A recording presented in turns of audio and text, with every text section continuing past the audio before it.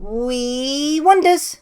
Welcome, wonderful watchers, to Wii Wonders, a Wii game review series by me, Souldin of the Grin brothers. This episode will cover the Wii game Kororinpa, a marble labyrinth balancing puzzle game developed by Hudson Soft and published by Nintendo. Let's begin playing then. It's Waggle Time! Story time! The story of this ball-rolling maze game is a deep and thought-provoking one, presented to us symbolically throughout the game. It tells the tale of Charlie, a man whose life has become unbalanced as of late and is at risk from a deteriorating mental state.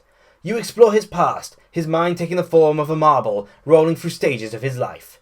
As you journey through idyllic childhood days of time spent in the park or playing with his abundance of toys, all the way up to his failed bakery business and mindless meanderings around the chaotic city, further marbles are unlocked that help further tell his tale.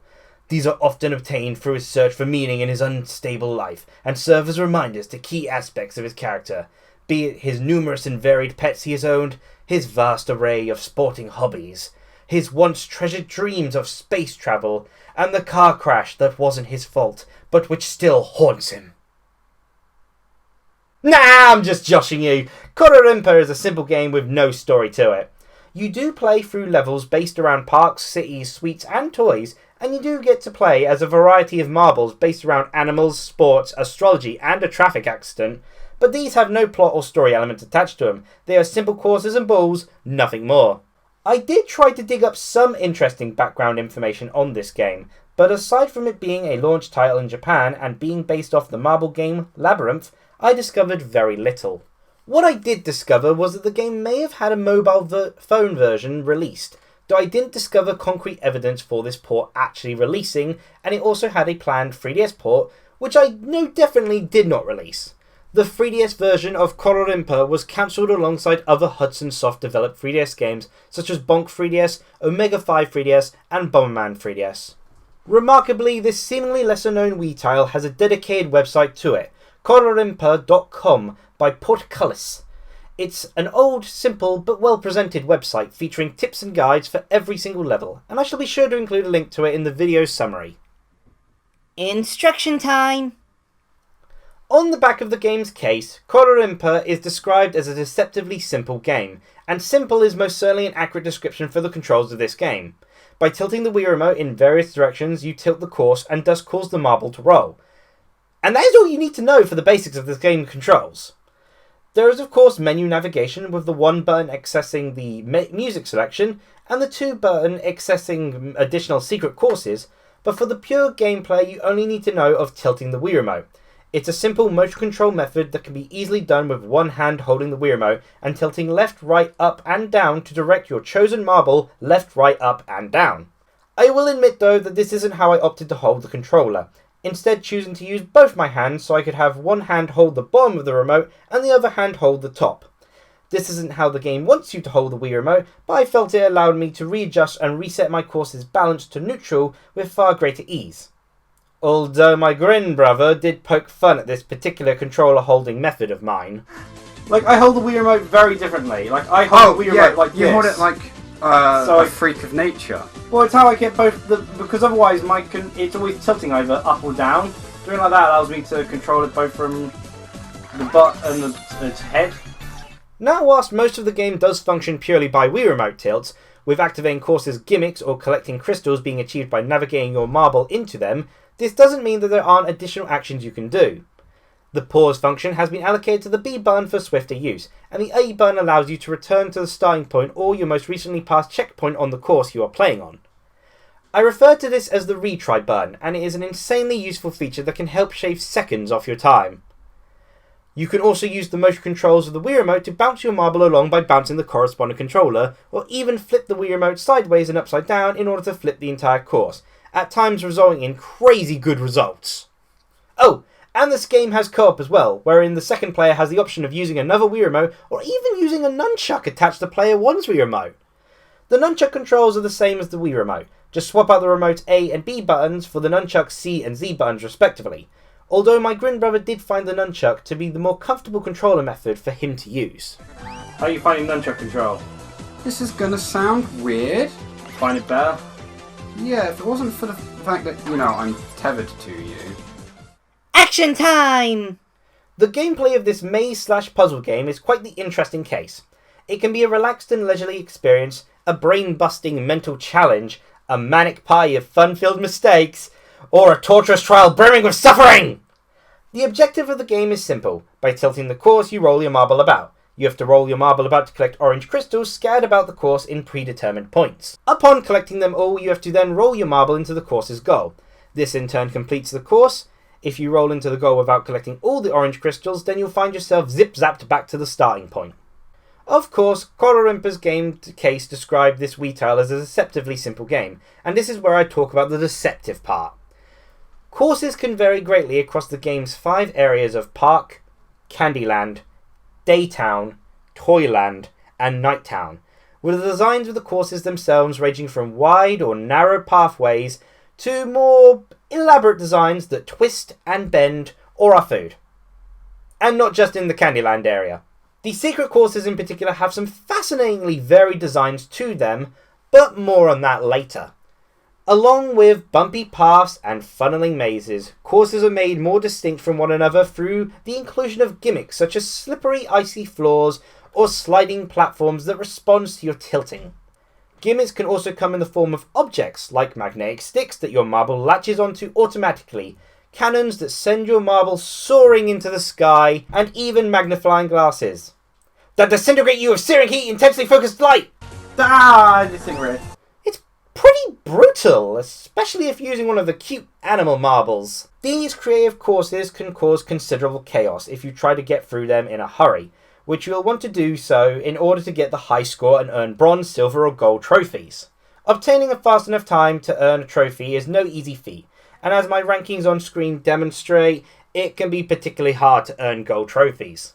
You are rewarded with new courses within a 6th area for collecting gold trophies, but in my playtime, I only amassed enough gold to gain access to a single 6th area course.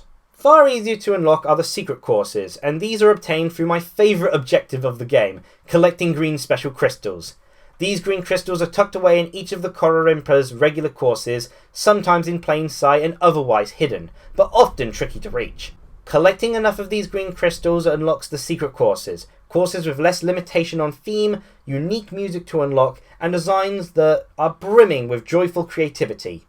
To be clear then, the core game of Kororinpa is a ton of fun with some effective sound effects enhancing the feel and weight of the marbles, but naturally there are flaws to the game overall. Everything can come across a little bare bones at times, with little to do outside of rolling a marble to the goal, even when considering the green crystal collecting and unlocked secret stages. The graphics are merely passable, overall rather plain, and only a touch more style to it than there is story to the game. Interestingly, one of my criticisms I did have with the game was diminished halfway through. Originally I was going to complain about the lack of a consistent on-screen level gauge, giving the player only a little time to adjust their balance after they've respawned and no way of doing so mid-course. Then it turned out that there wasn't a way to turn on this handy little compass, so it could be an ever-helpful presence from the pause menu. The game just never mentioned it to me. Leaping back to the good part of the game, you'll recall that I mentioned that Kororinpa can be a manic pie of fun-filled mistakes. That sums up the multiplayer. Where once the game was sedate yet stressful, it soon shifts to an adrenaline-fueled rush to the goal as 2 players compete for victory, laughing at the other's mistakes and their own. At the end. Yeah! I had the moral victory there. I guarantee you about 7 of those minutes alone was me launching myself off a cliff. Oh god. It's a hilarious experience and a refreshing one after plodding through many of the courses in a tepid manner, carefully navigating one of your numerous marble choices to the goal.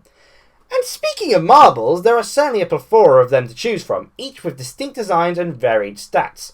There are quite a lot of them, and there was only so many different stat allocations they could give them, but you're sure to find the marble with the right speed, slide, weight, and bounce for you. A word of warning when choosing one of the animal-based marbles though, they can be quite noisy. Ending time. Waggle time is over, and the 2 questions left to answer are as follows. What are my overall thoughts on this game, and who do I recommend this game for? Kororinpa is a very pure game, both in its positives and negatives. The focus is entirely on its brilliant ball balancing gameplay, with tons of creativity poured into creating 50 plus unique courses. Unfortunately, this pure gameplay approach leads to a lack of story and weak presentation. Said gameplay is also singular, with no minigames functioning as pleasant diversions, but that can be adjusted with how you approach the game. You can focus on overcoming puzzles as quick as can be, giggle together with a friend as you both fall off the course, hunt for each and every green crystal at a relaxed pace, or flip your Wii remote and the course with it in insane ways to try and discover cheeky shortcuts. All are viable ways to have fun with Kororinpa, something this style excels at even if it is lacking in character. As for who I would recommend this game for, whilst this all ages and simple controlled game can be suggested to almost all people, there are certainly those who will find it more fun or less. Kororinpa is fantastic for those who don't play games too often and can provide great dosages of relaxation and mental exercise when played in short bursts. Lengthier play sessions and the audience who likes to play a single game for hours on end are not as suitable for this game, as the puzzles become quite mentally taxing after a while and can lead to much frustration. Likewise, impatient people are hardly an ideal audience, unless you're playing with friends, as their reactions and yours will become the high point of the gaming session. Whether you will choose to play the Wii Wonder that is Kororinpa is up to you, but either way, I hope you enjoyed this review and thank you for watching. As a special treat before you go though, here are my top 6 favourite music tracks, marbles and courses from Hudson Soft's Kororinpa.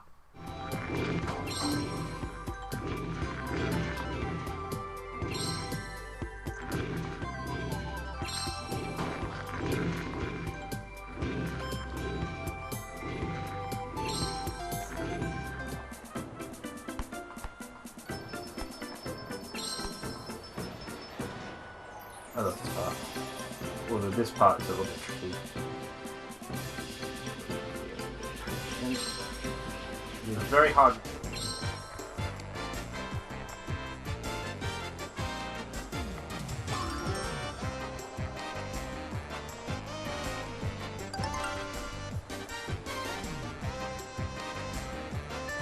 Love the cardboard saying this.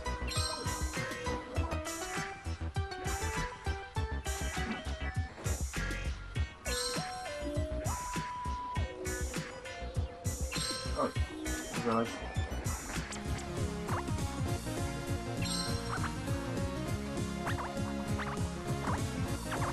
Yeah, this stage actually has one of the coolest hidden gems of all. It's a shame I didn't get to show it off in recording, but it's actually a really cool location for it. You can see from my top score though, I've been able to use it pretty well in the past. And that is my favourite shortcut. It's a good shortcut.